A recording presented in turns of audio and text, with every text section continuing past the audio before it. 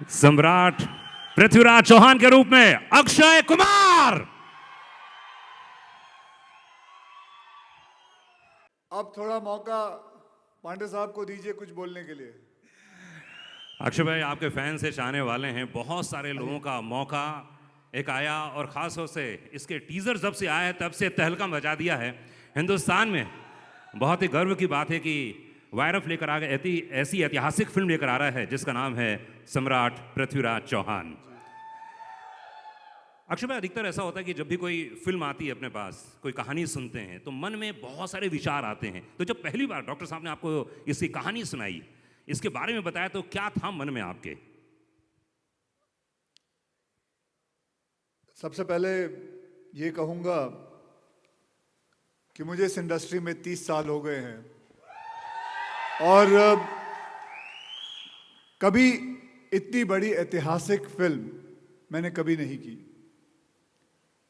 Doctor साहब ने जब मुझे बताया कि मुझे सम्राट पृथ्वीराज चौहान प्ले करना है, इस कहानी पे मुझे रोल अदा करना है, तो ये मेरे लिए बहुत ही गर्व की बात थी।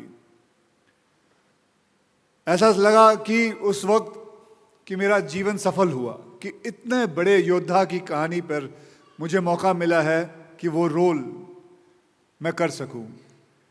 तो मैं सबसे पहले तो डॉक्टर साहब, डॉक्टर चंद्र प्रकाश द्विवेदी जी, उनका धन्यवाद करना चाहूँगा और साथ में आदि चोपड़ा जी, उनका धन्यवाद करना चाहूँगा जिन्होंने इस फिल्म को प्रोड्यूस किया है और ये बीड़ा उठाया है कि ये फिल्म बनाएं।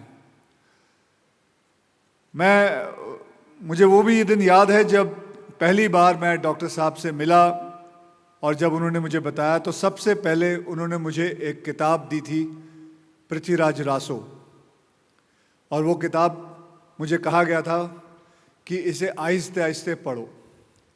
ऑब्वियसली उसके जो शब्द थे वो काफ़ी कठिन थे, तो डॉक्टर साहब बैठते थे, मुझे समझाते थे। आहिस्ते आहिस्ते पढ़ते पढ़ते मुझे महसूस हुआ कि कितने बड़े योद्धा हैं सम्राट पृथ्वीराज चौहान। और हम जब हिस्ट्री किताब में जब पढ़ते हैं तो सिर्फ एक पैराग्राफ आता था उनका। आज ये फिल्म मैं चाहूँगा देश का ही नहीं, दुनिया का हर बच्चा देखे। It's an educational film. ये फिल्म आप खुद ही देखेंगे, आपको खुद ही महसूस होगा कि आप अपने बच्चों को ये फिल्म दिखाना चाहेंगे, उन्हें बताना चाहेंगे कि सम्राट पृथ्वीराज चौहान की कहानी क्या है, क्या क्या किया था। बस ऐसे ही करके मुझे उसके बारे में और भी बहुत सारी बातें पता चलती गई और मुझे बहुत गर्व से मैं कहता हूं कि मुझे ये मौका मिला कि मैं ये फिल्म में काम कर सकूं। I am very proud and I wish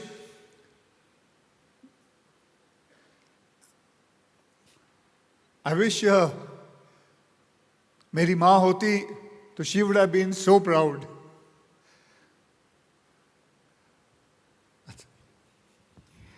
बहुत सारे यहाँ फैंस क्लब मौजूद हैं, फैंस मौजूद हैं, फीवर एफएम के लोग मौजूद हैं। हमेशा लोगों के मन में एक बात रहती है कि जब फिल्म रिलीज़ होगी उसके बाद हिंदुस्तान का पूरा एक वर्ग बहुत ही गौरवान्वित महसूस करेगा हिंदुस्तान की आन बान और शान देखकर। तो वो फिल्म देखने के बाद क्या क्या रिएक्शंस आने वाला, आपको क्या लग रहा है? जी, जैसे मैंने कहा पांडे साहब कि ये फिल्म जो है इट्स एन एजुकेशनल फिल्म।